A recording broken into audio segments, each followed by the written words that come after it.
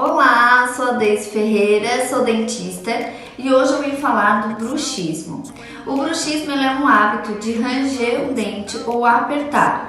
Muitos pacientes fazem isso inconscientemente, dormindo ou durante o dia em algum momento de mais tensão.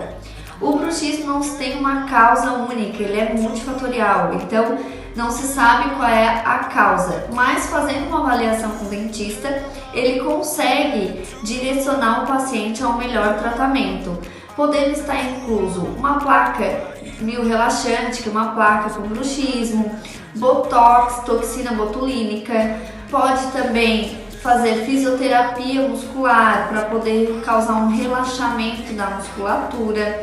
O bruxismo, além da dor de cabeça, dor na região da mandíbula muscular, pode ter recessão gengival, sensibilidade dentária.